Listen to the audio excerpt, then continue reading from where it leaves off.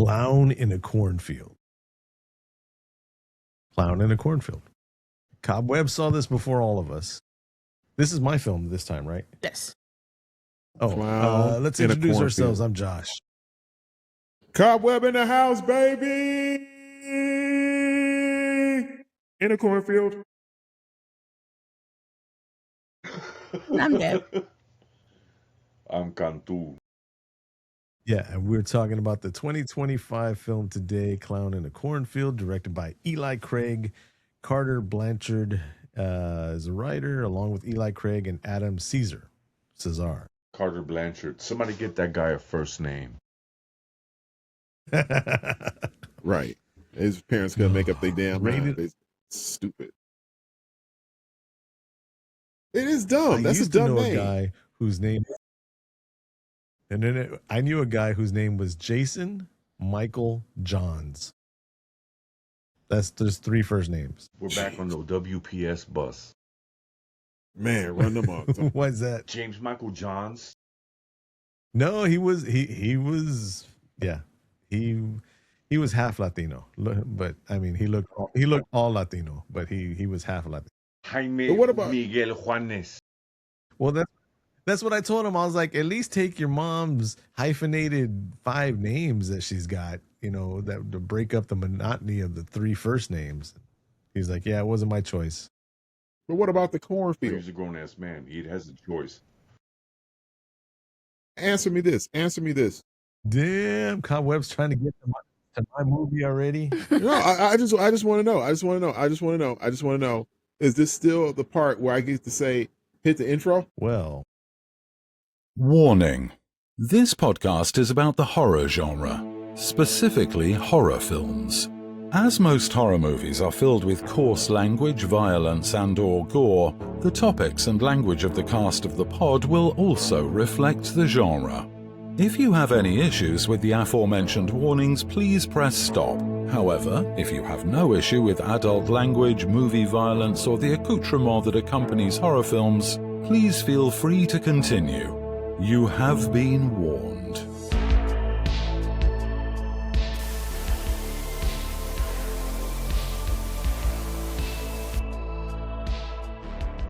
Castofthepod.com. That abrupt shut off right there because I keep on forgetting we're getting content hits for the White Bat audio from Carl Casey. I don't know why. He put it out there. You could use it, whatever, but we're still getting content hits.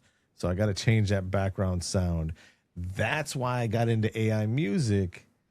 And as soon as we can schedule it, we're going to have a 3 wise man conversation about the pros and cons of AI music.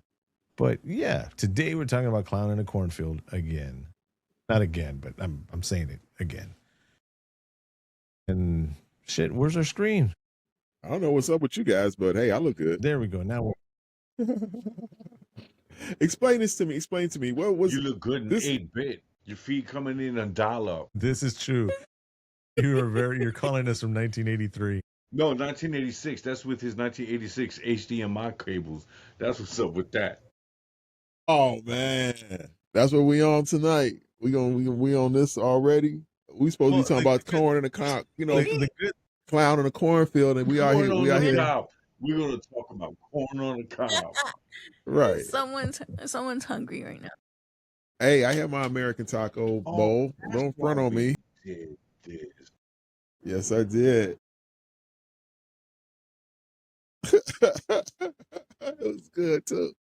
The insinuations, the insinuations of calling them American tacos. We ain't gonna go on there on this pod. We're gonna try to stop doing that shit. You don't have to because in the movie, how it was like 1981, it was like the before, and then the now. That's when Cobb is the before. The progression of our screens is the Cobweb is the first Clown in the Cornfield attack. Cantu is the middle one, and then our screen would be the now. I don't even understand. That's like completely out of bubble sync. I can't. Oh, can't no, not bubble sync. Yeah. No, it says to sync up with the bubble for infiltration into the, the plasma. It's all technical bubble stuff, Stuff I have to talk to the engineers about from time to time. You have any technical or plasma going on your feed right now, dude? You on Mega Man mode right now. Mega Man 1. Oh shit. NES. Hold on a second. Oh, there we go. And he froze. Well, see, that's the good thing of being on Riverside, because it's going to record on his side, and even though it looks all choppy for us, anybody who's watching is going to be like, Cobweb looks great. That's because Riverside handles all that shit. And during the live part, it looks like this, but on the upload at the end, everything looks great. Not that we're brought to you or running our program on Riverside. How's that? If they're not sponsored, but if anybody signs up with our what's the code? What do you call it? Our affiliate code, then yeah, we can get a free month. Nice. Somebody out there sign up, Come on and get it. I'll put the affiliate code out in the link, but yeah. Yeah, in case you want to know. Not brought to you. It's gonna be a // something. Do the / for us.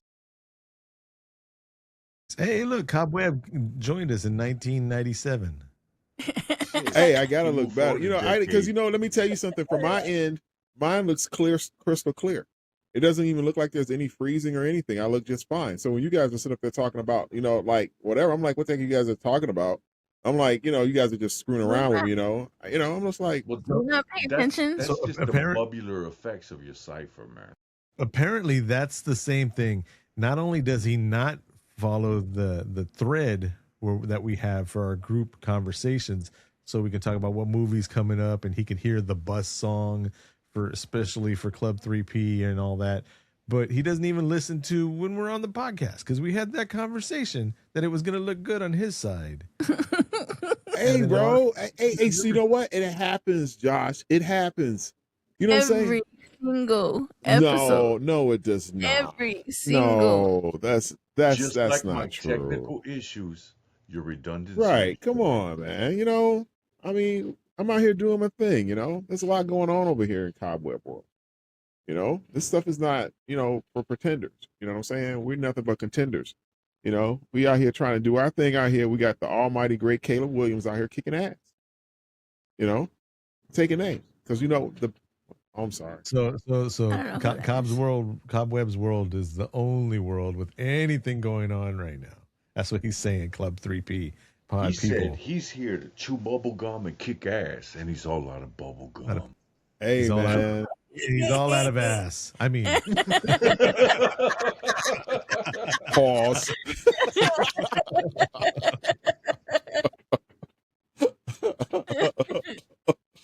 Oh, shit. Them terrorists got that ass shortage on Hive right now. Oh, man. Pause. Come on, man. Come on. Watch yourselves out here. We pausing for real? Yes, no, yes, no. No, that's what you're supposed to say when Yeah, he was doing the no Diddy pause. Oh. No, I know he didn't. No, did he? But yeah. All right. So, Clown in a Cornfield, dark comedy, slasher horror, teen horror, whodunit. Apparently, whodunit is a genre now. All one word, not who done it or who did it. It's whodunit. Yeah, with a UN. UNNIT. Yeah. Makes sense. Horror mystery thriller. A fading Midwestern town in which Friendo the Clown, a symbol of bygone success, reemerges as a terrifying scourge. That's it. That's all it says in the MDiv. I'm cool with that. I like it. It wasn't written extravagantly to make up for any lack of content. That was a good MDiv. There is 2 paragraphs written by the people, but sometimes the people, they go too much. They do too much. How many to get that into like 3 sentences? That was under 6, right? That was 2 sentences. That's one. That was one long, grammatically correct sentence. Grammatically. It was a compound sentence. Grammatically correct. It's called a compound sentence. There you go. Actually, a compound sentence is anything that has a subject and a anyways. Yeah, right. Exactly. And a parakeet. I'm good. Has a subject and a parakeet. A parakeet. Yeah, I didn't finish saying the predicate and subject. Yeah, we're good. You know what I'm saying? We out here teaching the kids out here. Knowledge, baby. You getting all your schooling out here, man. You don't even need to go to homeschool. You just get a subscription to our Patreon, and we'll homeschool your kids. All your English right here. Your kids will learn so much from our Patreon. They'll come out here. They'll start learning everything. We'll teach them everything they need to know. We'll go over their homework with them and all that stuff. All I know is I learned subject and predicate back in 6th grade English class, back where there was these two twins, Robin and that was their names, Robin and I remember Robin getting into a fight in Miss Wright's class, right? And then his sister was like, "You leave my brother alone." And then the person that was fighting with Robin, right, was like, "You shut up, bitch." And then he was like, "You leave my sister alone." Then all of a sudden, is like 5 or 6 guys and girls all fighting each other over these twins. And it was like, all she had to do was stay out of his fight, which is, I'm alluding to, and this is a real situation back at Jefferson Davis Middle School back in the day. The same situation we had last pod when Cobweb brought his sister to back him up, and she ended up not backing him up because she saw our side too. But, you know, that's what I'm What are you talking about? Well, she had the deeper truth. The deeper truth about what? Historic, antiquated truth. You guys are tripping, man. You guys must be listening to 2 different pods, man. Findings in such a way that, I mean, we were correct. And here's a funny story. Shout out to Bree. Hey, Bree. Yep, shout out to Bree. And peace on that toothpaste. I seen it. I grew up with a pair of twins. They were named Juanita and Juanette. Just so y'all know, I am not. And there was no Spanish in the family at all. And I do want to point out that before Cobweb says, Robin and what kind of WPS names are those? I went to a junior high school where the principal, Mr. Royal Hammond, told me, now, Joshua, you can't be getting in no fights in this here school because we got one white boy here and we got one Mexican boy, and you're both of them. Joshua. Royal Hammond. His name was Royal. His first name Royal, last name Hammond. God damn, it sounds like right. That's what I'm saying, bro. I don't understand why you got the brokest motherfucker in a holler, and his name is Royal. Listen to me. Listen. I don't understand this at all. You guys really think, that, I don't be paying attention to you guys or something, man. I love you guys. I pay attention to everything, you guys send my way. I just might not get a chance to really get deep into it as much as I would like to, because of time consensuals, but I come back in it as hard as I can to make sure that you guys are cool. Hold up, pause. Time consensuals? Jules? Did Royal teach you that word? Joshua, you got some time consensuals. That was time consensuals need to be considered right now. And let me take this pause to point out that he said, I'm just here to make, hold up, pause. Just here to, Cobweb says he's here just to make us people cool. Pause. Touche. I don't remember all that. I don't remember all saying all that. We're gonna have to hit the back spin on that. Damn, except 1986 and HDMI cables. Hey, bro.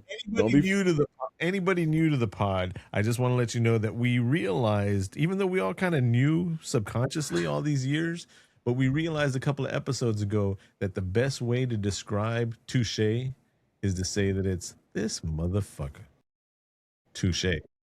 Here's a prediction for you guys. Do you remember what happened 40 years ago in the NFC, a divisional playoff game? You said here's a prediction and then asked us about history. Listen to me. Listen. The discombobulation of the modifier in the flux capacitor here is just truly astounding. You got time consensuals going on right now.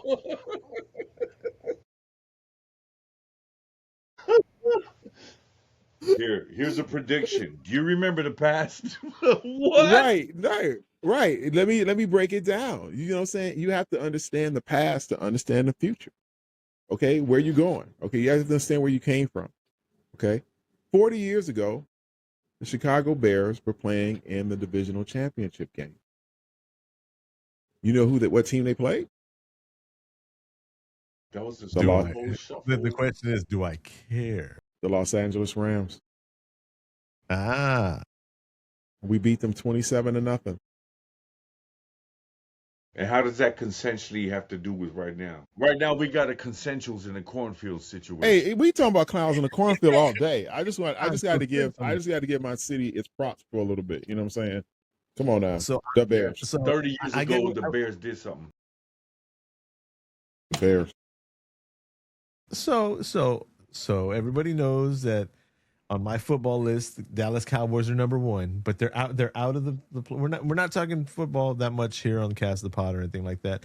But I have, unlike some people who are just blinded by their teams, I have like 5 other teams that I like. The Bears being my 3rd favorite team. So I'm gonna have to go for the Bears for the rest of the playoffs. Welcome aboard. Essentially wishy-washy. Not a board. I got to find the pictures of me wearing my Bears jersey and all that. Okay. I agree. I'm grateful for that. I'm grateful for that because it's on. Okay, there's been one consensual thing. Let me tell you guys something. There's been one thing that has hurt the Bears at every step of the way, which they could never get right. Their lack of ability most of these years? A quarterback. I went over the list of the last 40 quarterbacks that we've had. You couldn't read the thread in our chat talking about the pod? That's irrelevant to the point. No, man, it's consensual, actually. We're here to talk about Clown In A Cornfield. Stop bringing up own shit. Touche. Two motherfucking shade. Touche. That's touche. T-O-O. Right, we're here to talk about this Clown In A Cornfield movie. This movie was pretty fly. I'm not gonna front. It was pretty crazy. I enjoyed it a bit. I mean, I kind of knew what was kind of going on, with old boys, but yeah, but that's okay. They can do their thing, but I kind of enjoyed this flick. I thought it was kind of entertaining. I was entertained. That's why I was kind of steering us on this left turn to Albuquerque, because I have a feeling that all of us like this film. And usually when it's a movie where we all kind of coagulate the discombobulation together, we don't have much to say. So that's why I was like, all right, bring up, Chicago Bears not doing shit for 40 years. But yeah. We haven't had a quarterback for 40 years, okay? Since the last quarterback we had was the great Jim McMahon. And we already know how Deborah feels about him. Which we spoke about on pod. So any listeners... I don't think Cantu was on the pod at that time. See, you had to coagulate the discombobulation in order to verificate the crux of your venereal infection. My man, you are Metamucil. This dude is on some mess, bro. Start the MDiv back over again.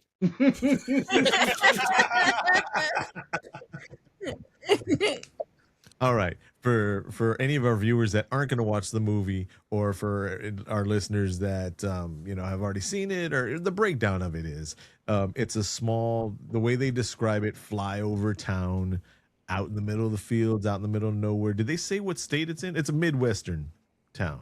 It could be anywhere. It's one of those towns where there's a parade that's bigger than the 4th of July, and every single body in the town attends it. At the parade, yeah. It was a Founders Day. It's one of those parades where everybody is in the parade, but somehow also a bystander watching the said parade. As the parade goes by, it definitely wasn't Harvey. They jump off.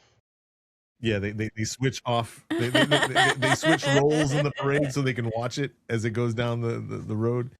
Right. But it starts off in 1991, a flashback to 1991. And I mean, I was a teenager in 1991. I think most of us were at some point. I was never a teenager. I was born in that my beard. Born into the beard. My beard was born separately and first. We're Lord have mercy. We're facial consensual twins. Factational. I don't even have anything to say about that. So it's 1991, and they're out at a barn party. And I just wanted to point one thing out. I know there's a bunch of TikTok videos and Instagram videos and reels and stuff like that of this younger generation, and they're asking, like, when did America become its own country? When did it break off? And people are like, 1987, 1979. And they're like, what country did did the United States get its freedom from? And they're like, France. So there's a whole bunch of shit like that. So a lot of people think that just their current history. No, seriously, I'm being serious. Stop it. Those are just edited videos, man. There's no way on earth our education system can be that flawed that any of our youth would not know anything about. I can't believe it. Because let me tell you something. We had that thing. See, this is why Chicago is so cool. The whole state of Illinois. Because we have this thing called a constitution test. Okay? Where you have to learn about the United States government. Okay? And you can't get out of junior high unless you pass that damn test. And then you can't get out of high school if you don't pass that test. So if you don't know anything about the United States government and how the entire thing works, you can sit your ass back down. So I can't believe, well, you guys are from Texas. No, that's taken into consideration. Well, I have been biting my tongue when you bring up such things, but that's fine and dandy having that prerequisite. But if you want to bring into the actual graduation rates of said places, then yeah, there's one thing on having that rule, but how many people actually go through it and actually graduate and complete? Well, who don't? Oh no, they do. They do. I mean, if you pass, I know a couple guys that didn't pass the test, and then they had to go back and retake it, and they got it. It wasn't like it was too difficult. They just had to, fix the ones that they missed. They just went over them real quick, and with them and let them know, say, okay, this is what you need to understand, and that was that. Ain't shit. Well, man, where I'm, educationally. We already talked about this, So my point being, wondering, yeah. My point being is, as they made this film, right, and they're showing the barn party in 1991, I'm pointing out that a lot of people think that current internet life has been this way and been this way for a long time. So they're at a barn party in the Midwest in 1991, right? And you have your jocks and your nerds in the party, and there just happens to be two lesbian girls making out in front of everybody. Okay. And nothing wrong with that. Nothing wrong with that at all. And this is your 1991. Right. At a barn party in the Midwest. No. That was my point.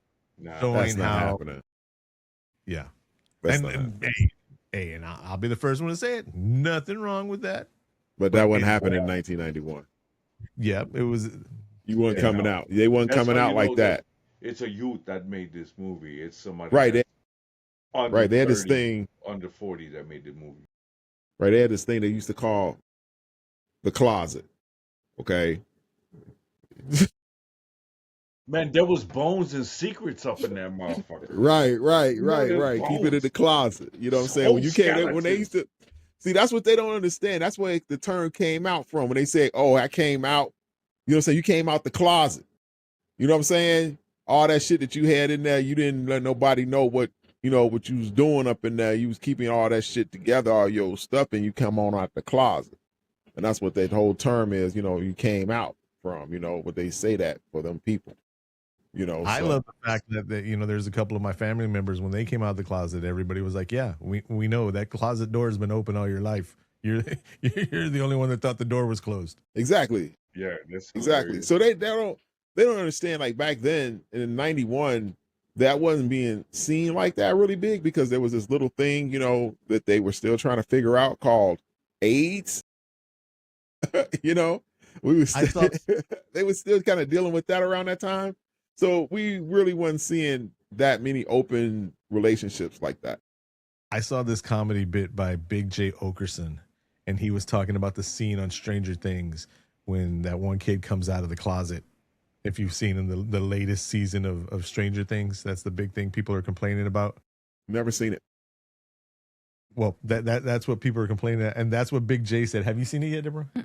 He's talking about how one side of it's saying, oh yeah, everybody would have been cool with it, and the other side was saying, no, we would have been completely against that in the 80s and all that, blah blah blah. And he's like, no, really, in the 80s, now thinking of the mindset from the 80s, it was like they would have been like, oh, okay, you're our friend, you're important to us, you're gay, that's cool, but I wish you would have told me that before I drank out of your canteen an hour and a half ago. The whole AIDS thing, everybody thought, yeah, they're gay, you can get AIDS. Breathing next to somebody that's gay, you can get AIDS. Yeah. That goes back to the people making out in 1991. Yeah. So okay, so we get the gist. So what's up? We'll get past that part. Yeah, this is for anybody who hasn't seen the movie, this was for like a 3-second part of the film. Yeah, and what we're doing is we're deep diving for historical accuracies in a film called Clown in a Cornfield. So what we're doing is we're bringing reality to you for a clown in a cornfield. This is a social paradigm shift is happening. You got to get on this movie, y'all. You got to. Look, I'm gonna tell you right now, we're gonna rate this movie high. I know we all love this movie. That's why we're diving into this bullshit and all that. Hey, but man, yes, I can do that. I can do this all day about this damn movie, bro. Because that motherfucker was on that shit. The motherfucking clowns wasn't playing with their motherfucking ass. It's called Clown in a Cornfield. You're not gonna get Rosebud. It's not Citizen Kane.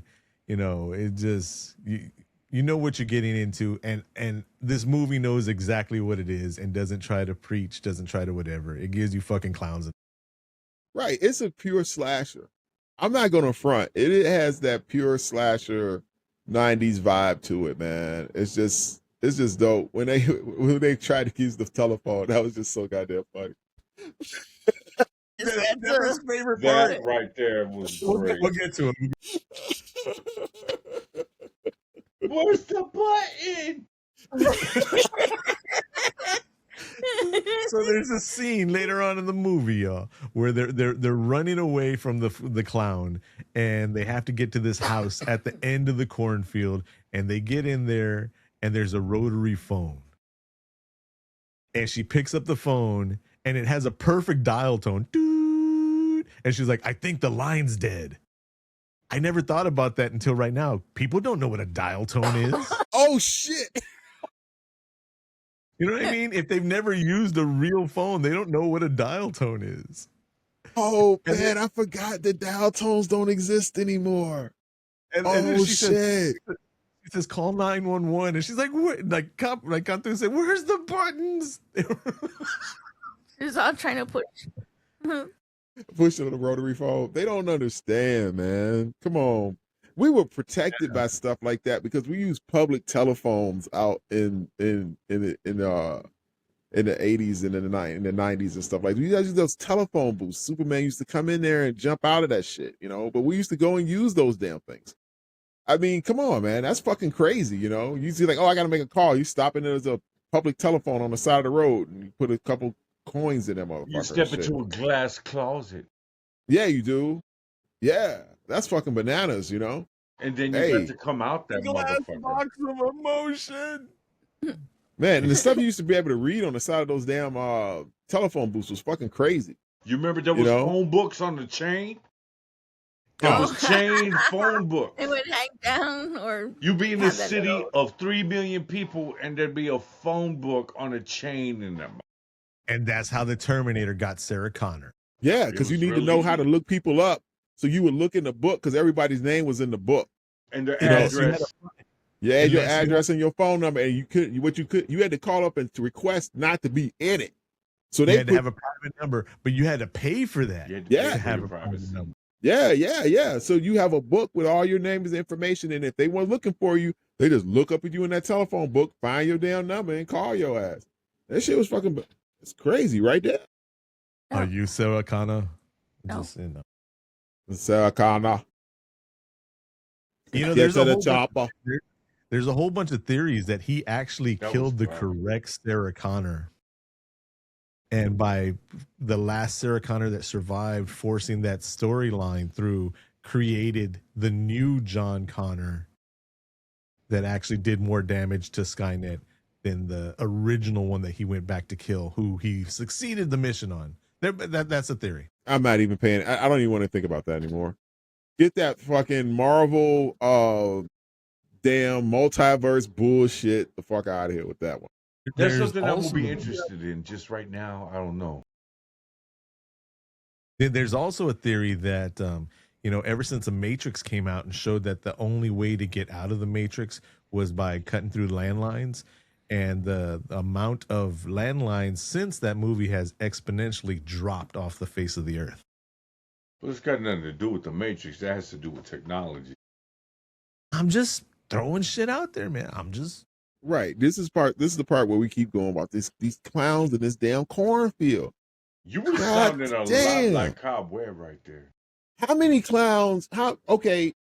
So that was a twist for me. Yes, me too. The story centers around not an exchange student, but a new student in town. She's from Philadelphia, born and raised. Out on the playground is where she spent most of her days. But and her dad's a doctor.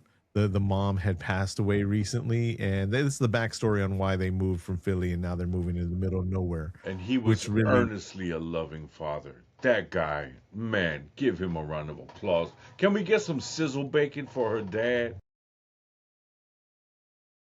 I guess not. No, I got you. Aaron Abrams, Dr. Glenn Maybook. Yes. That junk, though. So they move into town, and they're greeted by the sheriff, Will Sasso. Yes. Who I'm a big Will Sasso fan, and ever since back in the Mad TV days. And he was acting. Yeah. He was really acting. He didn't Will Sasso. He charactered. I thought that was pretty cool. And it was strange to hear him have that southern drawl out in the Midwest, but Hey, he might have been from Pomona. He transmogorographed over there. Transmogorographed, yes. And we're gonna help your kids, y'all. Go ahead. You know what they are here. Join they the are Patreon, here, y'all. and we're gonna help your kid with the transmogorification. Yes. I don't even want to know what that means. Well, you're not ready. I mean, it's. I'm good. I'm good. I feel as if I can't spell a word, then. This is outside bubble shit. You wouldn't understand. Right. It's outside. That's outside. I'm outside, but I'm not outside. You know what I mean? So he's not out. So you find out that she's kind of a spoiled little brat of a kid. And why did you bring me out here, Dad? And he's like, well, I asked you if we should go out there. She's like, yes, I told you yes, because that was the best thing for you. Now we're talking about me. And I'm like, this touche right here. This little touche. She literally told him, yes, you were hurting because Mom died out of nowhere and it was a surprise. So I said, yes, let's do the best thing for you. But now that we're here working on you, let's talk about me. I was like, and she knew it. I mean, it's one thing if somebody feels that way and they don't know it, but she knew it. Fuck them damn kids. Fuck them damn kids. But so the first kid that she meets is the weird, strange kid. He's the hunter and the earth, the earthy type country kid. Caleb? What's his name? Rust. Caleb? Rust. Oh, his name was Rust. Rust. And he warns her, And she's like, no. He says not everybody's, little country town people and all that. Everybody's like normal and whatever. And some people are just followers. And as that happens, that's when Caleb and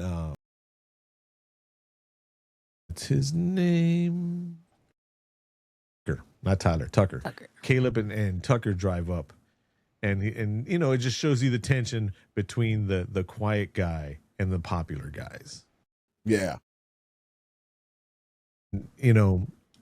They go to school, and then there's the group.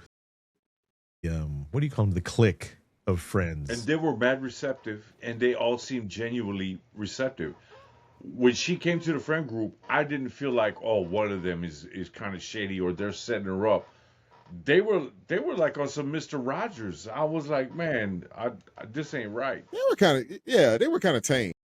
Well, and they got in trouble for her. Well, the thing is, I thought they were trying too hard to bring her in and use her naivety.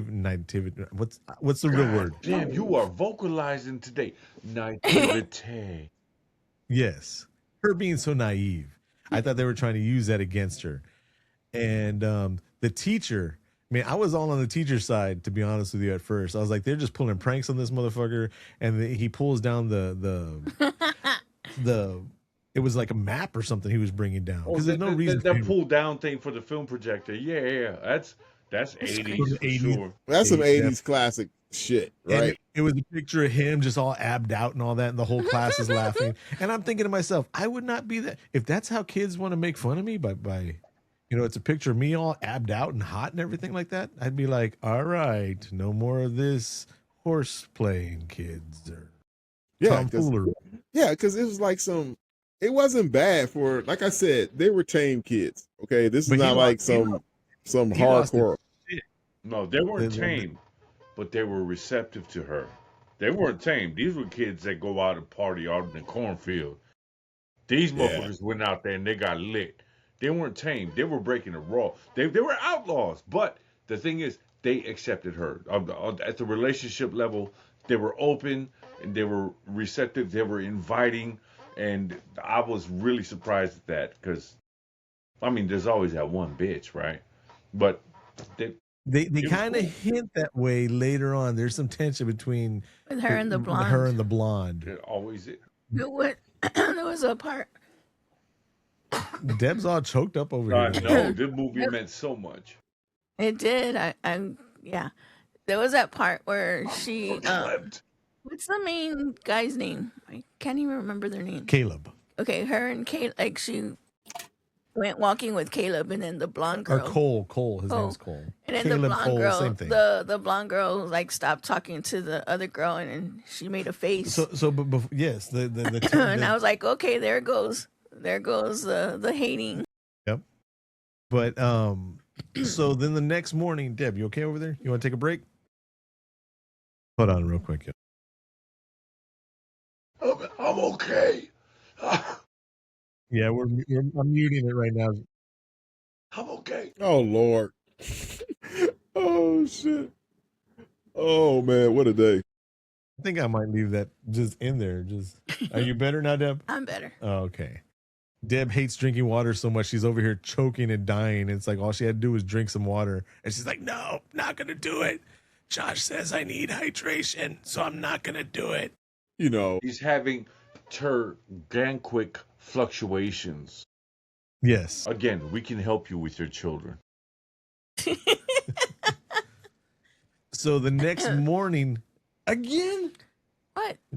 The next morning, they're having breakfast at the local diner. It's a diner. And the dad's even pointing out, because she's got that resting bitch face. That's the RBF. And she gives the waitress a hard time, and the waitress is all cool with the dad, but then looks at the girl, and the dad's like, "This is like the only place. Can you please not do your shit here, please? Don't do what you normally do." Never be able to eat again. Yes, and that's when the sheriff walks up, and he's like, "Oh, hey, blah blah blah blah," and the kids are outside the window looking in, saying, "Hey, Quinn, that's the main girl's name. Yeah, come out here." And the sheriff says, "You want to stay away from that group there." So come to find out that these kids, Cole, the main guy, the ringleader of this clique, he's the great grandson of the guy that founded the town, that created the business there. What do they do? It's corn related. What is the company with the clown as the mascot, Friendo as the mascot? I don't even remember, dude, because it didn't really matter to me. It was just like a factory. The factory for this town. They hired everybody. The town was built upon his great-great-grandfather's business. Yeah, so now he's the legacy coming down from there. And they're doing YouTube videos using the mascot of the town factory, Friendo, as the main antagonist of their videos. So they're making what the town is built upon. They're saying, fuck that image. And they're just making, horror films with Friendo in it. Yep. Makes sense to me. Friendo's the antagonist. That's why they got all into it like that. People start feeding up on that junk real quick when they start getting into them. Come to find out that the factory burnt right around one of the times that they were filming one of their films. Nobody died in the fire, but everybody lost a job. Everybody lost a job. Yep. And so everybody in town hates this clique, this crew. Well, it's not their fault. Well, we find out later it wasn't their fault, but it looked like it was their fault. It happened the day that they were there. Other shit had happened, and as they're filming their videos, they're causing problems in other places. So I mean, it was the logical reason to think that it was their fault, because they shouldn't have been there. Yeah, they were doing shit they weren't supposed to do. I get it. All the circumstantial evidence pointed to them, and it looked like it made right. sense. Yeah. So just like Cobweb and Cantu we're talking about, they bring her into the friend group and everything's okay. There is a little bit of tension between the girls, but hey, they're girls. Kind of realistic. Yeah, they always gonna be like that. They always got to try to establish some pecking order and everything.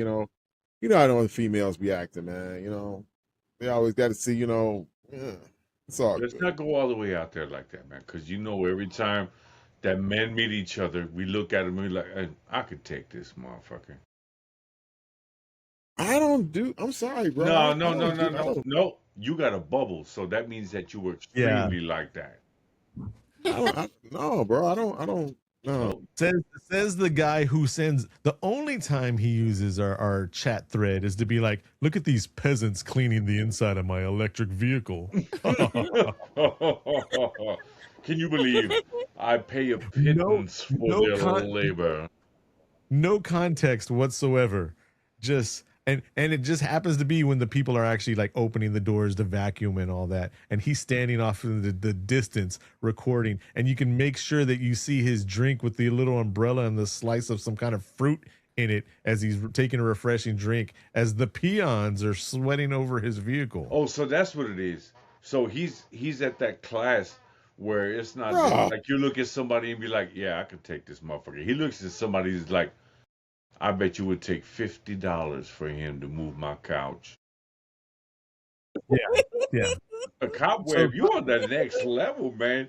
You on that level where you hire people to help you figure out how not to pay taxes. Cobweb is telling the truth.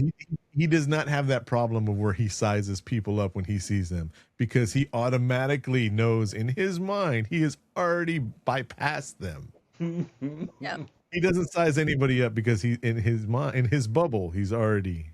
Yeah. He just, I mean, that's true. It's true. It's true.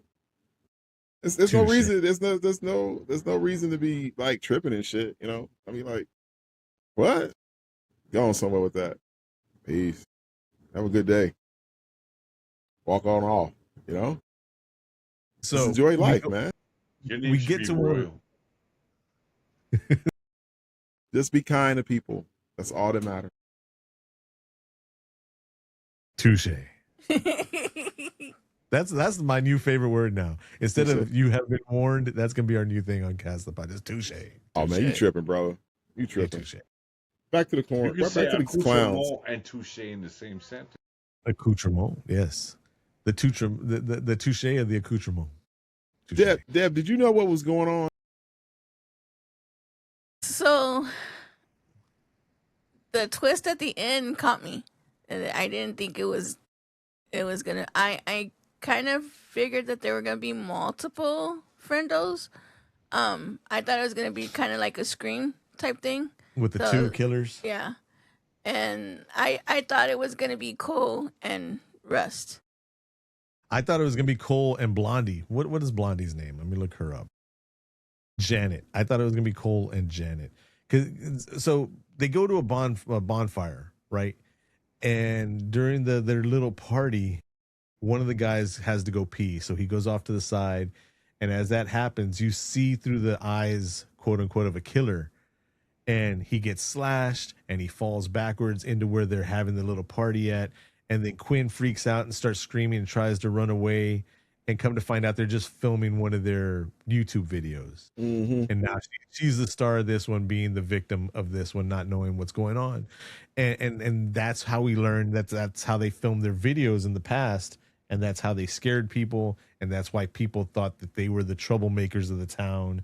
And that's why people thought they set the building on fire, even if it was on accident, because that was their MO. Right. I can understand that, even though they had nothing to do with it, but I can understand that. I mean, people always like, you shouldn't have been fucking around over there any goddamn way. Yes. Guilt by association.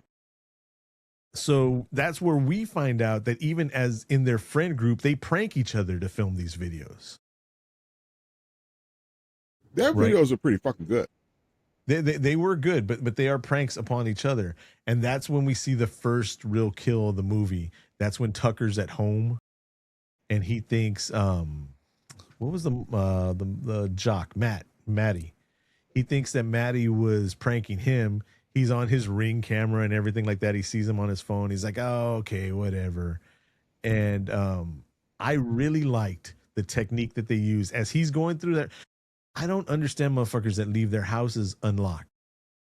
Unlocked to what? Go to the car to get something and come back in? We had this discussion before. Cobb leaves it unlocked because there's nothing ever happened. Yeah. Deborah, don't you be sitting up there telling people I leave my door unlocked, okay, to my house, okay? I don't know what you thinking about, okay? All right, don't be on here on the internet sitting up there saying that. You on this pod. I do not leave my house to my house unlocked, okay? I don't need nobody running up in and out here. Please. I don't believe y'all sitting up there talking that crazy mess. I ain't never said no shit like that. My dad was in the military. We grew up in Europe, and there was literally television commercials when we watched TV were this concept called OPSEC, Operational Security. So that was for the soldiers, but the commercials were for the families. And it was like, keep the doors locked, keep the windows locked, pay attention to what's going on, everything. And we never ever, and even now, never ever leave the door unlocked for a goddamn thing. There's a thing called it. You go. No, go. It's what happened was back in those times, right? During those years, we were coming into the serial killer years of the 70s. You know what I'm saying? Where people would leave their doors unlocked and wouldn't do all that stuff. But then you had this motherfucking hillside strangler coming in people's houses in the middle of the night, doing all kind of crazy stuff, and, your Ted Bundys and everything else out there starting to appear. And, it became really crazy out there for a little while, out there in the street. In spite of that, there's people who are so comfortable right now. There's people who are so comfortable in their bubble where they're at that they leave their front door unlocked. And that's cool. It's great to be living in a place where that is the mode. That's fantastic. It's unfathomable to me. I would. That's just the same thing as when we talked about the invitation. When that guy locked the door and everybody was like, "Yo," well, we were like, "Yo, what the fuck? There's a problem." If somebody's like, "Yeah, just leave the door unlocked," I'm like, "Yo, that's a fucking problem." That's the difference with the invitation and that. He had a different kind of lock. No, I find it more sus if somebody's like, hey, leave that door unlocked. Why? What do you got planned? Yeah. Who's coming up that we don't know about? Yeah. No, but I was gonna say that the fact about leaving the house unlocked is near and dear to me because I have 3 family members now, as in within these past 6 months where we've had conversations, is they're like, "Hey man, your dad's tripping about us leaving the house open and blah blah blah blah blah blah," blah. And it's like, you don't lock your doors? Well, no. Why should we lock? And they live in places. One of them lives in a place not that far from me. And it's like, no, lock your doors. Oh, well, y'all worry too much and blah, blah, blah, blah, blah. And it's like, That's unfathomable. Yeah, down. yeah, They must have renter's insurance. fuck insurance. Fuck, fuck stuff getting stolen and all that. I don't give a fuck about stuff. Nah, Yeah. man. Yeah, this is true. Unlocked doors. Fuck that. No, Yes. sir. And we learn in this Midwestern town that Tucker doesn't lock his door. And so he's casing his own house, covering all the corners and all that with his water gun because he thinks it's his friend Maddie. And Deborah and I both agree. We love the way that they filmed and shot the reveal of Tucker's kill. So they're hinting he's going to be there. He's going to be there. He's going to be there. And then he opens this door and you know he's going to be behind the door. And then Tucker closes the door and he's not there, but there's a mirror on the door. And when he closes the door and Deborah doesn't know how to turn off her alarm on her phone. The alarm is not on. I heard it. Oh no, like for me to turn it off, it's not on. Yes. That's for you. So the reflection on the door shows Friendo there. And he pops up on the screen with that reveal. And I thought that was pretty cool. Everything about it was cool. There wasn't too many. That's the one thing about this movie that was pretty dope. There wasn't too many. There weren't any wasted scenes. You know what I'm saying? They kept it going. You know what I'm saying? And they didn't waste your time on bullshit. They gave you everything that you needed to understand in a good manner. You know what I'm saying? And because it flowed, it was directed very well. You know, I'm sorry, go ahead. No, I can't think of too many. I can't think of really any flaws with it. I mean, it left you with the possibilities at the end, you know, for sequels. You know what I'm saying? They gave you the slasher, the overkills, the twists, the turns, everything else like that, you know, and the whole scene at the vet. What the hell, man? I mean, at the doctor's office. What the hell, man? So we go to the next kill, and the next kill is the jock, Maddie, and he's bench pressing by himself 235 pounds if you're counting his plates and all that. So he's working out with 235 solo, no spot or anything like that. And so he hits a couple of sets and he's like, "Yeah, Tucker, see if you could do better than this." I don't know if he was just talking to the air or just him and Tucker hang out all the time and he thought Tucker was there. So he starts doing it again and Friendo pops up. And Friendo won't let him put the bar back on the bench. You all right, Deb? Man. And then he takes a tree saw and holds it at the bar. And then finally, when Maddie's arms give out, the saw comes on, lops his head off, rolls right off into the igloo. Old school, just red and white igloo cooler. Man. Friendo. Yeah. Classic slasher, man. But that's what I was going to say. Updated. Did y'all notice it followed the tropes, the 70s and 80s tropes? Yeah. So I looked at a lot of it. Yeah. The black guy died first. And unfortunately, as soon as Tucker died, right after me and Deborah were like, "Oh, that was badass with the door and blah, blah, blah." Then we looked at each other and they were like, Cobweb's going to say it's WPS. Nah. It's just a slasher shit, man. You know, because it's following the tropes so faithfully. And but later on in the film, we'll get to later on in the film. They're having a bigger party where like all the youth of the town are together at a barn, right? I mean, there's a bunch we're glossing over, but is there anything y'all want to talk about that happens in between? Like the father and the daughter relationship. There was a scene when she gets arrested for hanging out with the kids, right? That was some bullshit.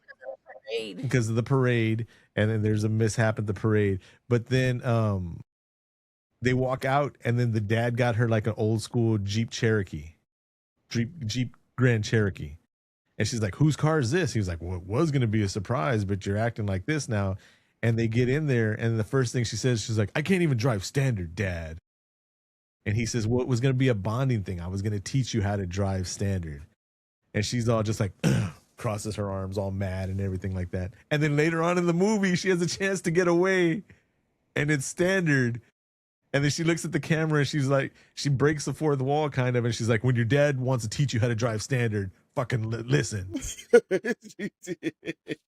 I thought that was pretty cool. Oh man, that is a skill that everyone should probably learn how to use at one point in time. You know, if there's an option. Yeah, there's two options, different type of cars sometimes like that. I don't think they're not really making those. I think they still make stick shifts like that too much now. Stick shifts. Everything's paddled now. You can manually drive a vehicle to shift gears, but there's paddles. Yep. It's paddles like this, like when streamers are like, "Hey y'all." Yeah, I get you. I do that with my car. About. We need to. Oh, this feels like a great fucking phone, y'all. Oh my god, I'm obsessed with this phone. I could feel. Yeah. You know what the automatic, you know what the standard killer is? The EV. The EV. So needless to say, they're at this party where all the youth of the town have coagulated. The whole youth. All of them. And I'm thinking the DJ was related to the director because they've got the same last name. I mean, that's what I would do too, you know, just here's a bit part, throw it out to someone I know. And anyways. And when that happens, does that girl and that guy go out to have sex in the cornfield, or does she have to go pee? Oh. The girl that gets the first arrow. No, they didn't show them. They just showed her come out of the cornfield. Yeah, did she go pee, or was she going to go hook up with the dude? They didn't show that part. Okay. I'm thinking about the beginning of the movie. Yeah. When that first girl died. Well, that was that was strictly corn hump. Man, there was husk. That's why it's called a husk. But anyways, she was about to catch that cob. Wah, wah, wah.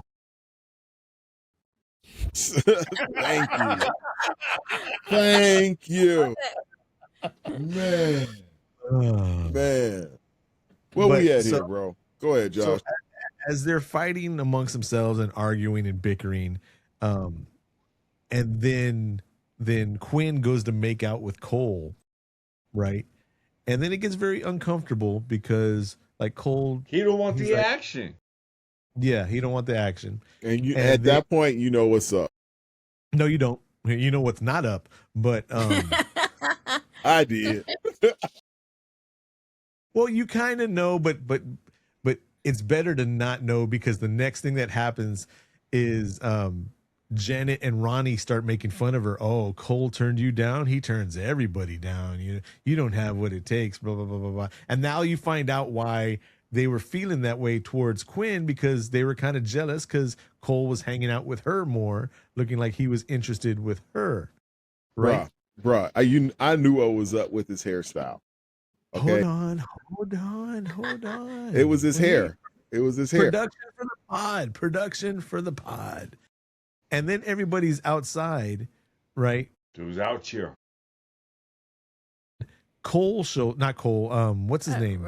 Rust shows up, and Rust and Cole start arguing with each other, and they're like, "Well, if you weren't this," blah, blah, blah, blah, blah. Oh, yeah.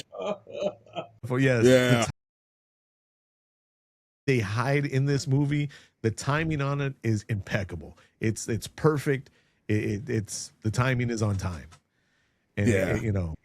So you find out that Rust and Cole had a thing going on back in the day. Yeah, that's why Yeah. Yeah, that's why Russ hates the group, and that's why Cole's not interested in the girls, anyways. A girl. But Cole's hair, that was the dead giveaway to me. When I looked at that hairstyle, I was like, "Oh, he one of them." He had gay hair. Yeah, he did. He had gay hair. So Rob Halford, one of the gayest people I've ever met in life, has the shared haircut between the three of us. Are you saying that the hairstyle gives it away? It can. There's certain hairstyles that, grown ass, heterosexual men just don't wear. Okay? There's like some things, like you don't have your hair feathered, or, at any point in time. You don't see me outside this show. You don't know how I rock my coif. I mean, even a younger, you know what I'm saying? You like see my daily pompadour. Oh, I forget that Cantu still has hair. Bro, because you tie it back. You tie it back. That's why I forget. I tie it back so it don't interrupt the show. My shit's alive. My beard is my twin, and my hair is my triplet. What are you talking about? The beard is so overpowering that I forget that there's any other hair. I keep it tied back because it's stronger than the beard. Y'all don't know nothing about that. That's why I wear hats. Pause. That's why I wear chongos. If I let this hair loose, everything is done, son. It's all done. This whole show becomes about everything growing out of my head. Pause. Cantu does not know. Cantu met me when I had hair, but the reason that I no longer had 4 hairs hair, when I met you. My long flowing. It was so long. It was to the back of my knee hair. Yeah, you had. I remember you had a mullet too. Yeah, I did have not a mullet. Mouillet. Was it fancy? No. It was a fade with a ponytail on the back. That went down to my belt on that one. But yeah, God was like, I want Josh and Deborah to be together forever. And Josh just has this responsibility of fighting off the bitches so much that I'm going to shave his head naturally and cross his eye and give him a fighting chance at staving off these bitches. Wow. Hold on there.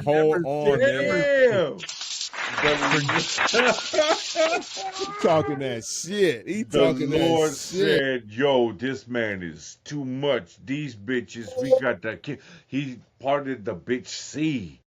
He's like, man, let's cut this man's hair content to keep the bitches for other people. The world deserves bitches. They can't all be Josh's. Exactly. Not only did God say, I need to give Josh a break on fighting off these bitches, but the rest of the men need a chance. Samson Simpson.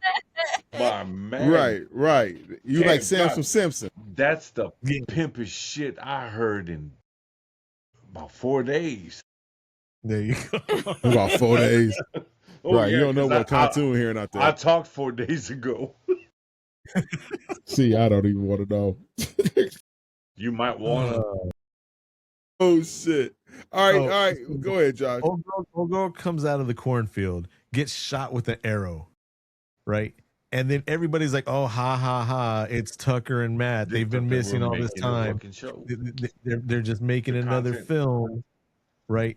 And then right when that happens, they're screaming, all right, come out of the field. We get the joke, blah, blah, blah. And then here comes a head just out of the field, and it's Maddie's head. Blah, blah, blah. Right.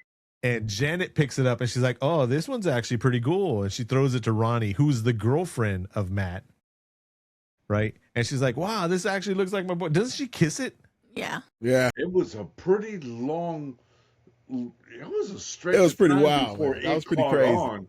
I was like, when are they going to realize these are like on screen time? On screen time in our real time, it was like a minute of them playing with the prop and the blood and the head and all that. Hey, she made out with a corpse. That means that we had some necrophilia going on right there. It's not Philly if she didn't know about it. Know about it, yeah. It don't matter. Philia means that it's an urge. An obsession. It's an obsession. An urge. She didn't know. Okay. You can go like that way, but hey, there was some necrodiddling going on. Yeah. But not philia. Okay. Associated with it. Yeah. Yeah. As opposed to cilia, the small little micro hairs. We're here to teach our children. Subscribe to the Patreon. This is the stuff that we learn about every day. For just a few bucks a month, we're going to teach your kids and you about philias. Your kids be coming home you be coming home from work, and your kids be coming home from coming back from class and shit like that with us and shit. And they be listening up there like, how's it going? Right. They'd be like, what up, though, moms? What's up, pops? You know what I'm saying? That's exactly how touche. And they'd be like, what up, though? They'd be saying all our catchphrases to you all the damn time. And then they'd be like doing everything they supposed to do because they don't want to hear that shit. Because they'd be like, they be telling you like, Mom, Dad, you know what? Fuck them damn kids. And that's just the way it is, bro. I just do want to point out that I do categorize the pod when I upload it onto Spotify as 18 plus. It should be 18 plus because, you know what I'm saying? Little children shouldn't be listening to this shit. They don't understand this stuff. You know what I'm saying? We at the borderline. Look, we can get pretty raw up in this motherfucker. You know what I was doing under 18? Woo! Yeah. I definitely would have been listening to us back in the day before I was, And also, if you subscribe, I'll send some mukbang of me combing my beard. Just pure sound of it. Oh, man, just look at that. Could you imagine? Hey, the next person that subscribes, hey, you never know. Surround. Did you say you were going to have mukbang? Mukbang of me combing my beard. Mukbang is these motherfuckers that just eat and eat. The only reason I knew, okay, believe it or not, the only reason I knew this was a thing was we were sent a screener for a movie called Mukbang. Mm-hmm. Oh. That we never did. But where these motherfuckers just eat and eat and eat and eat and eat on camera. There's real life people that died on camera because of that. Yes. Yeah. Oh, man. Now, when I say mukbang of my beard, I'm talking about the pure sound. I'll put ASMR. HD, ASMR, elemental P all up of my beard. All you got to do is subscribe. So that is another genre of mukbang where they have the mic to their face as they're eating, and you hear the and all that. Oh, that's what y'all gonna be hearing on Sunday when I'm watching the Bears game. Straight up, Italian beef, baby. That's the menu of choice. Get you some good Italian beef and some giardiniera and some good bread. Giardiniera, giardinata. So Ronnie and Janet realize it's a real life thing. It's a real life person, and she's actually holding the head of her boyfriend, and they freak out and they scream, and somebody gets shot in the eye through the head with an arrow. There's some crossbow archers. These people. Here's a twist. Here's a big reveal here. That's Cobweb's catchphrase. These people, those people. These motherfuckers out here are some straight up asshole pricks. Okay, the whole clown people and everything else like that, they're a bunch of, uptight assholes. You know what I'm saying? I don't know what the fuck their fucking problem is, but they don't fucking want to move on. They need to get they should have their shit together a long time ago. The problem isn't that it's a murder cult. It's just that they're assholes. That's the real issue. Let's look past the murder. And this was the reveal. Personalities. Yes, this was the reveal, and the cool thing about it was, one steps out of the cornfield, and then like, oh, there's the killer, and then another one steps out of the cornfield, and then another one steps out of the cornfield, and then another one steps out of the cornfield. It was the best twist for me when it was a whole gang of them. I was like, okay, I was not expecting this. That's a great twist because you'd expect that it would be one, and you're wondering the whole time because the way the movie is shot and is made, the way it progresses and everything, it's like, oh, it's one of them. Somebody in this small town, and we've been introduced to everybody that's important in this town, and which one was in the background, and who's it going to be? But no, it was everybody that was fucking introduced in the fucking movie, all the adults. I will say I was wrong, and I personally want to apologize to Will Sasso. What about? Because as soon as Will Sasso, this is Josh here from Cast the Pod. I want to say that Will. What up, Willie boy? I want to say that I am sorry because as soon as the fat clown stepped out of the corn, I was like, that's motherfucking Will Sasso right there. The sheriff's in on it. It's all the adults. It's the reverse of Children of the Corn. It's the parents of the corn. That's what they're doing in this movie. And they come to find out the fat clown was the shop owner, Asian dude, the liquor store guy. Right. And I was like, oh my God, the fat clown was not Will Sasso. So I am sorry. I want to officially stop the pod, pause, and say, Will Sasso, I apologize. You were not the fat clown. You were the not rotund, but the more heavy set, bricked up clown, as opposed to the fat clown that I thought you were. My apologies. Those clowns were assholes. Yeah, Will Sasso, I apologize. My bad. You were not the fat guy. No, you was. You were not the fattest guy. He's bricked up. He's bricked up. He was still cool. I mean, all of them.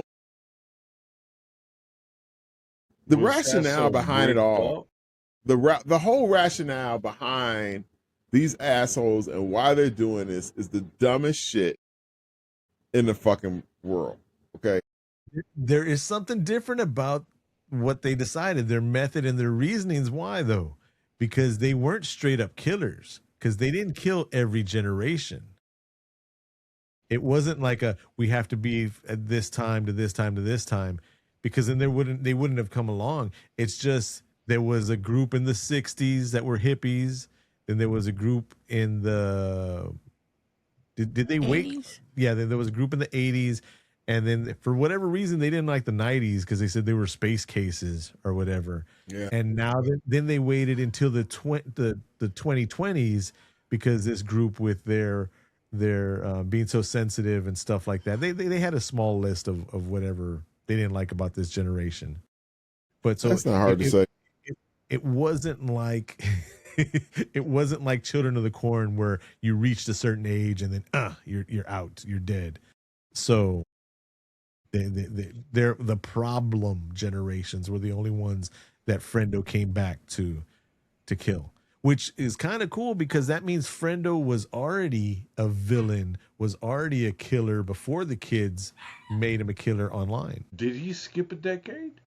Was he there skipped a decade that nobody died? Yeah. Yeah, those Jim Belushi years. Jim or John? Jim. Red Heat.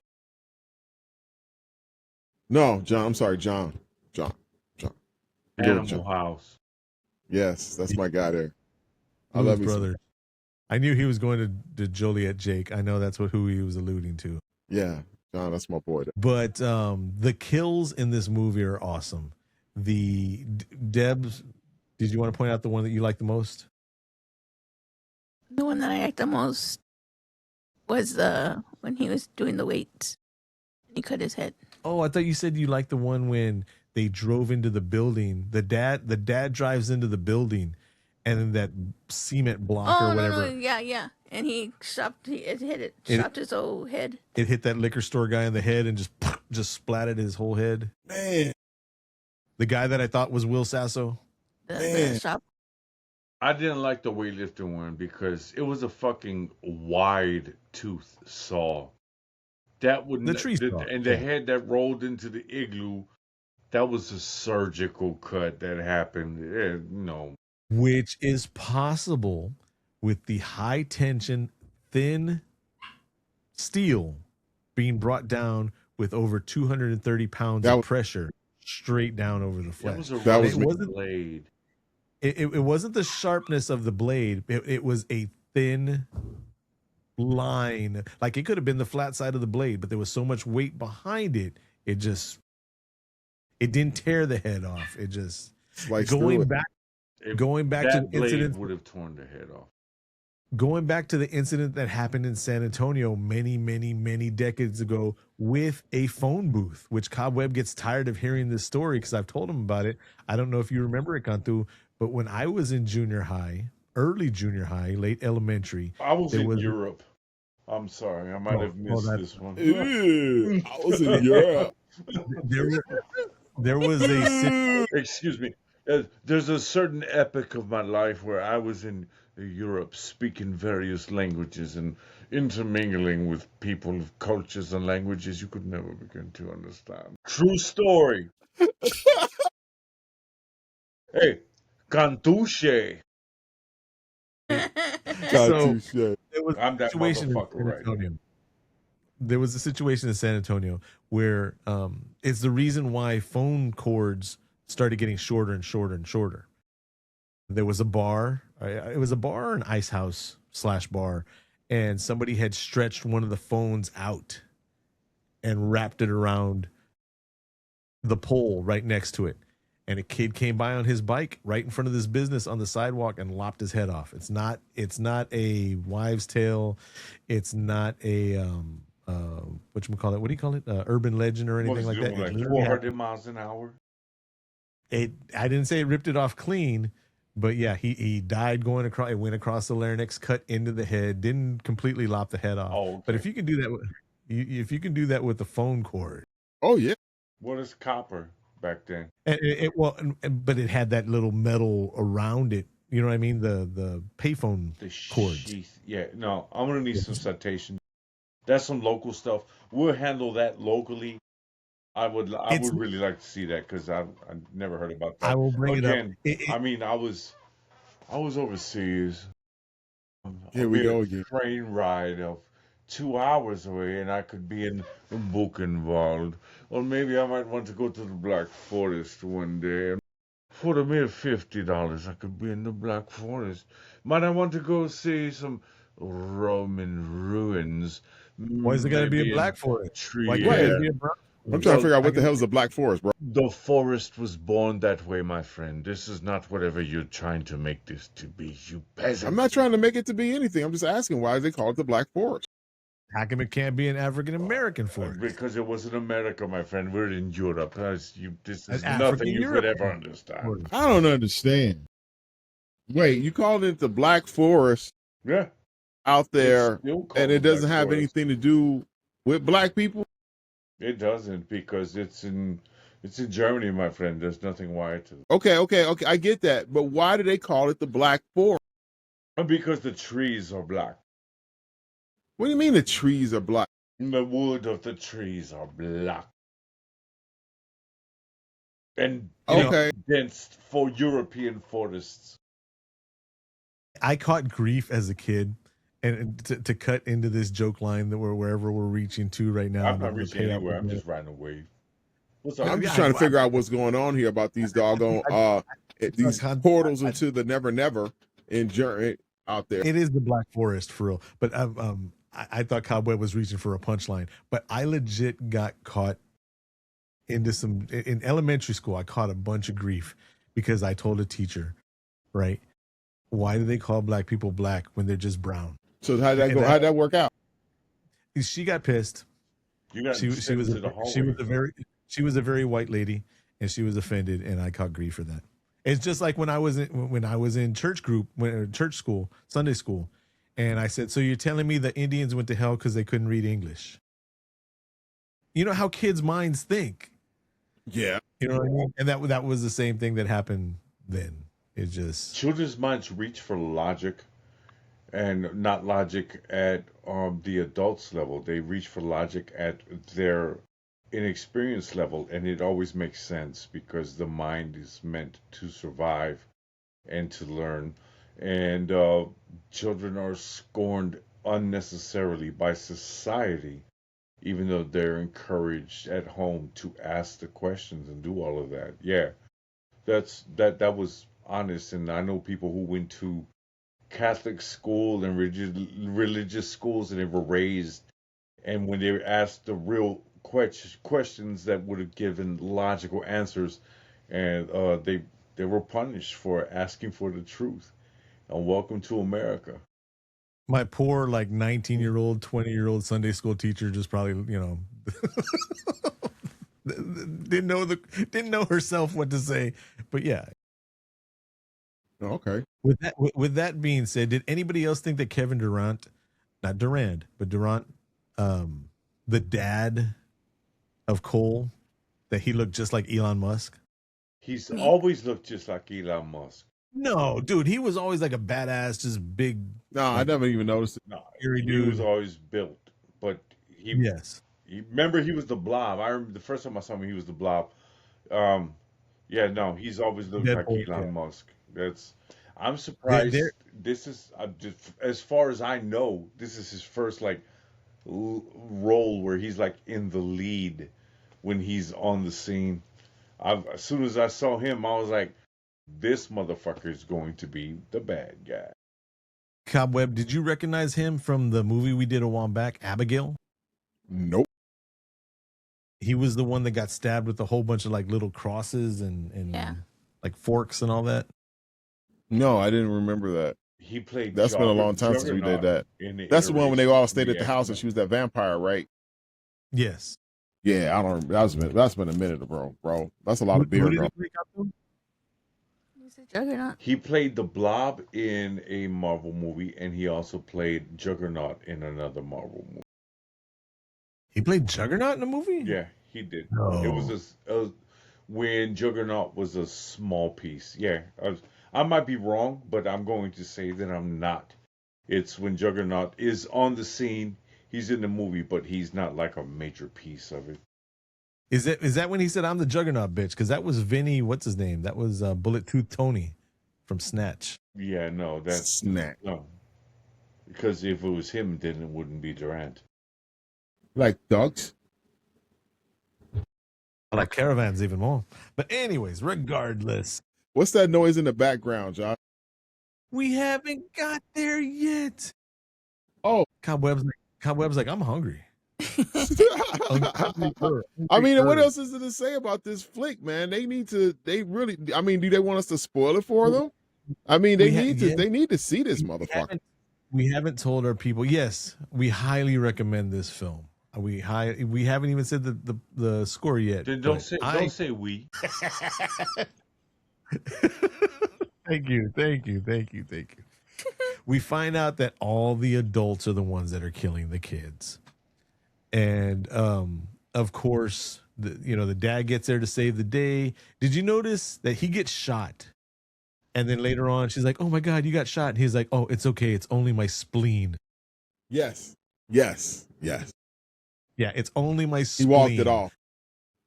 That's why he was running for mayor. He was a doctor and all that. You get the joke? Dude. No. The spleen evolutionarily at this time does not serve a purpose. It's what they call vestigial. It's a vestigial organ, which back in the day when we were chewing rocks and mud, at the same time we were chewing everything else that was keeping us alive with the berries and the herbs and all of that. It was part of the digestive process. And we don't need it now, but just hasn't gone away. It might go away in about another maybe 300,000 years. Like the appendix? Its remnants. The appendix, it's a little more connected right now, but yeah, it's the same general idea. It's on its way out. So in a million years, we're not going to have either of them if we stay in this form. But, it's just my spleen. It's pretty funny because, it got destroyed, but at the same time, it's not going to kill me. The more you know. You ain't lying about that. Years, so we can teach your kids. Freaking But spleen. it was cool to see that it was the liquor store guy. It was the teacher. It was the waitress. It was Will Sasso. It's pretty much sheriff. all the adults. Everybody that they pointed out that had a hard time with the clique was in this group. And at the very end, they didn't say it was him, but he had the chainsaw in hand. And you have to look at it as a fictional story, whatever, because they were in second gear and they ran into him with that Volkswagen Beetle and he exploded. That was funny as hell. That was awesome. Like RoboCop. Remember when he was like, he just like really just popped wide open like. Was he saying to help me or kill me? But yeah, it was. RoboCop. Yeah, redheaded guy. Yes, yeah, but it was the same type of second gear in a Volkswagen Beetle, and they had just taken off 20 feet before that. Yeah. Oh man, you feel for that guy. He was in a lot of pain. Oh yeah, back in RoboCop. Yeah. But just like Cobweb said, wait, what? What's that noise in the background?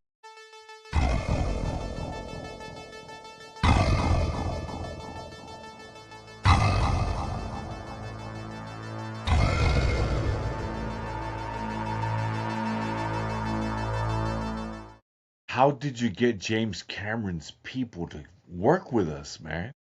That was from the Stan Hansen group. Oh, man. Not the Stan Winston. That's Stan Hansen, the wrestler.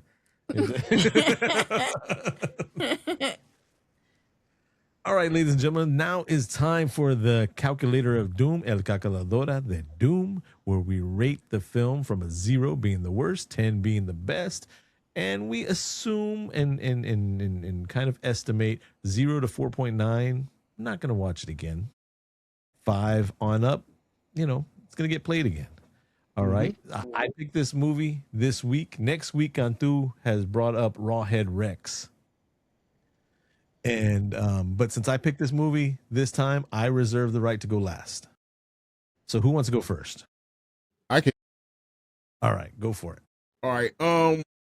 I really had kind of like mixed feelings when I just saw the name of the movie. I thought it was like, it's gonna be some cheesy bullshit, But it was actually on some straight hardcore, slasher 90s feel to it, It had good jokes. It had good overkill.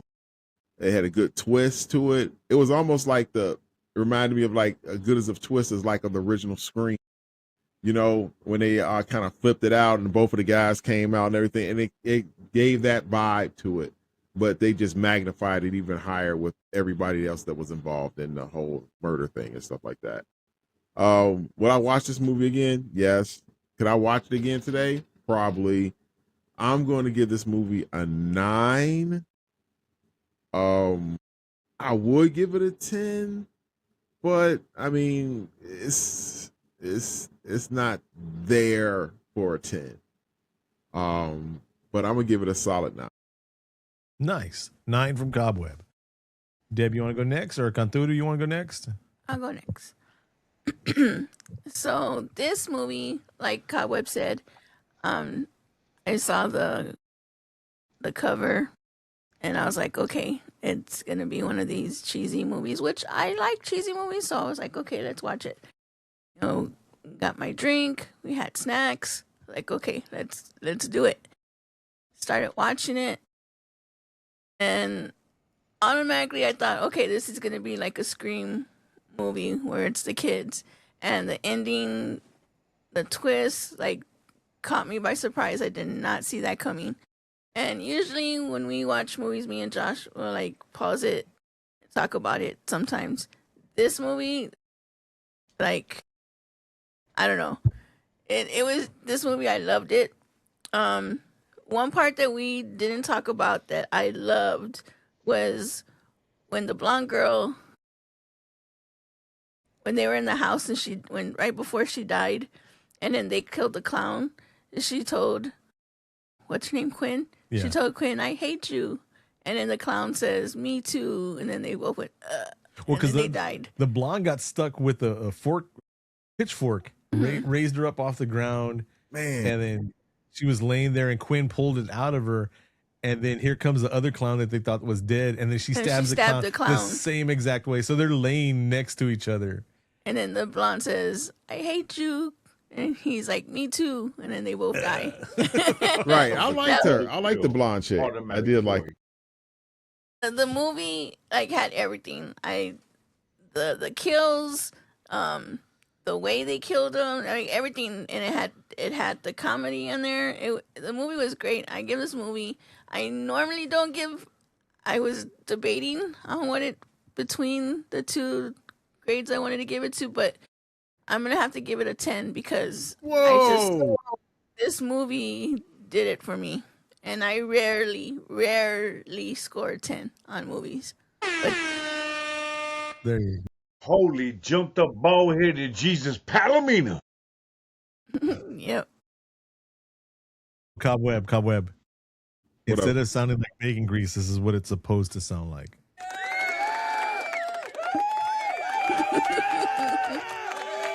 Nobody's making breakfast in that clip. There you go. I could hear the cholesterol. Oh, wait, no, this is the one. riled up.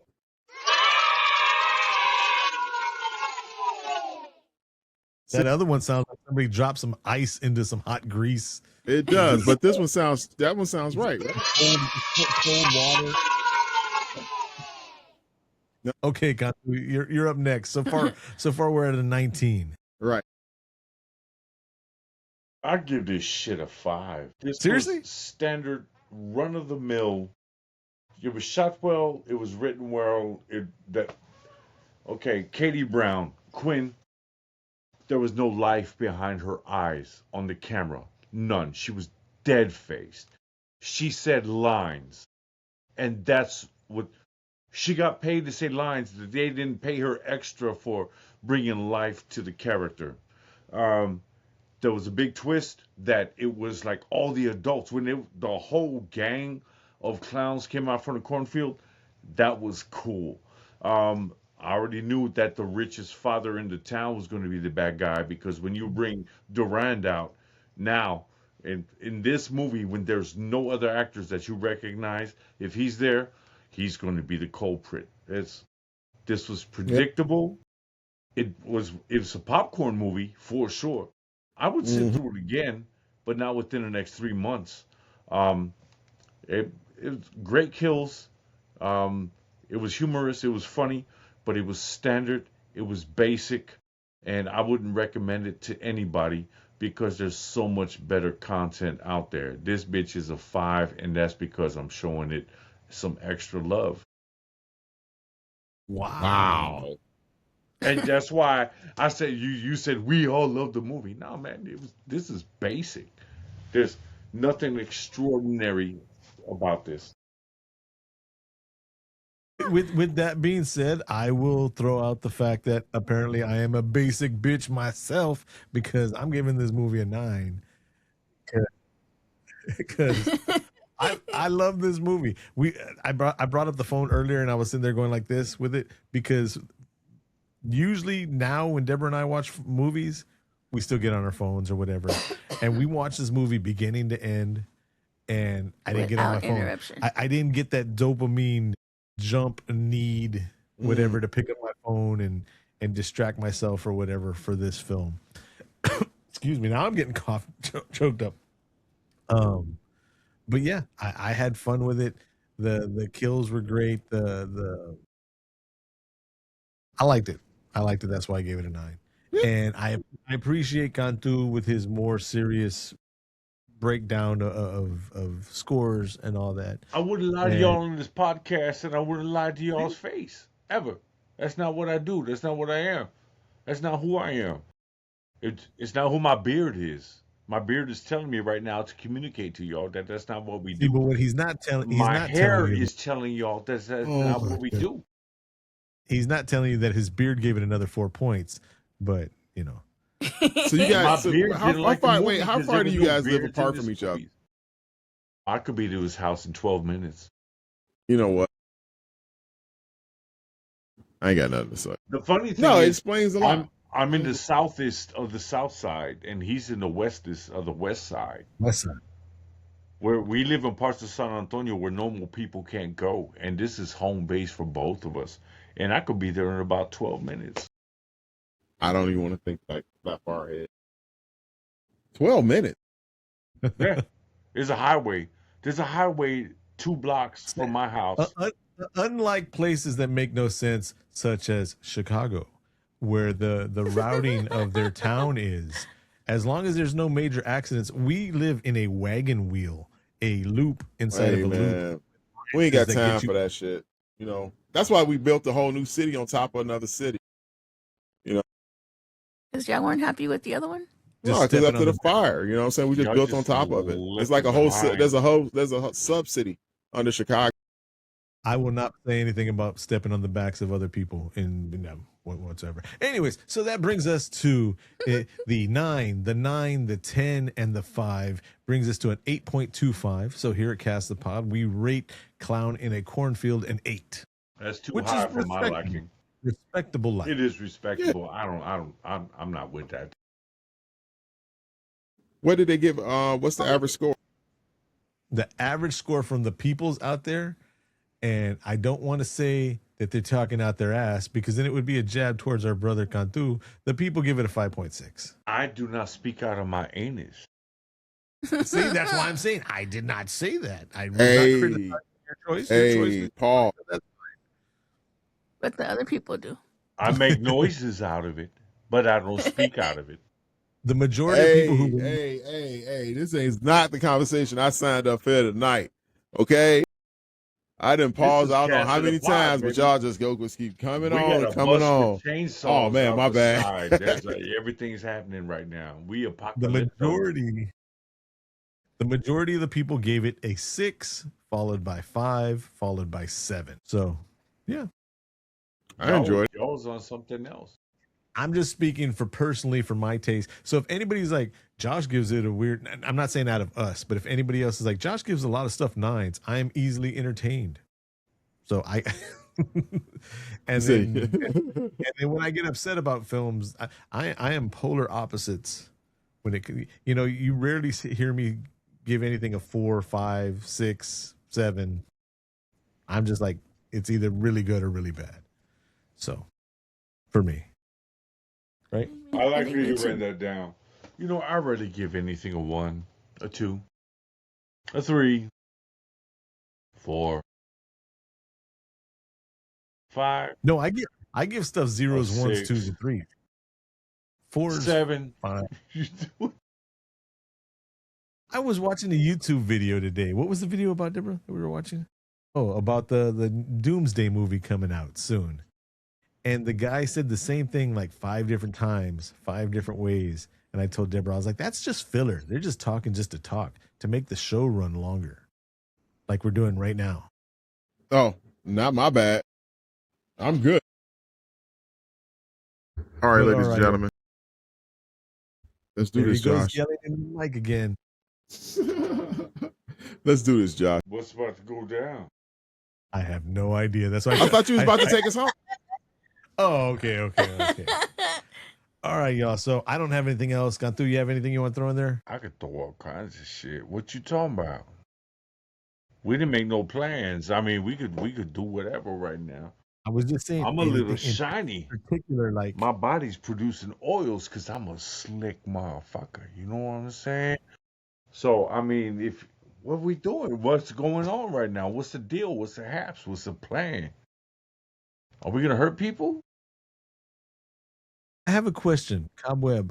I did see the last time I called the police to send them out to your house. I did not notice. Do you have sidewalks in your neighborhood? Yes. You know why, right? Why, Josh? Why do I have sidewalks in my neighborhood? Not everybody's meant to be out in these streets. With that being said, here at Cast of the Pod, we want to say thank y'all for listening. Thank you for giving us your ears and your attention. We love you very much. Club 3P, shout out. Chucky, where you at this week?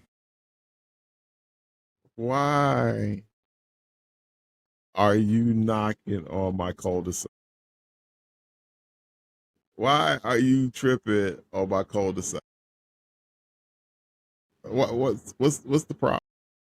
Between your cul-de-sac and that last shit he just said, oh my God, things ain't right. Oh, okay. Let me drink my beer out of my big ass beer glass. You know how I know it's a big ass beer glass? Because it says so right on the glass. And that's how I drink my beer. I'm going to bring out my cup that was gifted to me. It was bestowed upon me by Core the MC back in the day. And it'll make its appearance in the next pod. Damn, you get shit bestowed upon you? Yes. I buy shit. You get shit bestowed upon you? This guy over here, man, he's got a bubble in servants and shit. I need to get into the racket y'all are in. I'd like a piece of this. We're doing this together. Let me get some of that. What's going on? Getting bestowed upon. Stowed. So until next time, y'all. Peace. You've been warned. Bye, everybody. Love you. Nothing you can do about it. I like y'all a little bit. Yeah. Cast of the pod, back in the cornfield. Clown shoes squeaking, adults wildin'. Touche! You know what that means. Welcome to Derry. Now wait. Wrong town, cornfield, clown, whole village burnt down. Eli Craig slicing and dicing brings laughs with the dread. Dark comedy slasher messing with your head. Small town kids trying to fit in place. Friendship, acceptance with blood on the face. Classic tropes, but it flips the script. Modern horror built with a corn-fed twist. Nostalgia kills, but the vibe stay fresh. Pitchfork memories, Midwest stress. Cinematography smooth, pace never stalls till the real monster step out. It's the adult, y'all. Touche! That motherfucker! Clown in the corn, now the truth start rushing. Touche. Josh lost word. They go volatile when the blood starts gushing. Touche. Cantu stand alone. Low score king, yeah, he carved it in stone. Touche. Call the hotline. 786-763-22-788. Leave your fright. Cobweb still living in the safety dome. Still paying folks to clean his EV chrome. Protective bubble. Corn can't reach, but the Bears are still losing. Chi-Town's grief. Josh still steers the ship. Hands on the wheel, but get discombobulated trying to explain how he feels. Terminology twisted, but the take still hits. Breaking down things while dodging pitchfork tips. Deb love cheesy horror with the blood and the scream. She's got volatile takes, but she know what it means. Cantu is well-traveled, seen worse than this, but that low score got him standing steady on it. Adults, the villains, didn't see that coming. Social media pressure got the town blood running. Clown, a symbol of forgotten fame. Bygone glory, generational blame. Plot twist matter, pacing tight. Kills creative, memory bite. Room for sequels, corn still sway. This town ain't done not by a long, long day. Character diamonds drive the blade. Every friendship tested, every line gets frayed. Small town mirrors, relatable fear. Trying to belong when the past won't clear. Some performances hit, some debate, but the convo lit when the ratings drop late. Most of the pods say, yeah, this slaps. Except Cantu still holding that gap. Humor punching through the gore real clean. Balance so tight it splits the screen. Slash a love letter with a modern pen. Touche again and again and again and again. You know the rules. Cornfield clown breaking old school tools. Touche. Pot still rolling. Josh still straight with the chaos still golden. Touche. Call it in live. 786-763-22-788. Survive. Cast of the pod. Horror certified. You have been warned. Now step inside.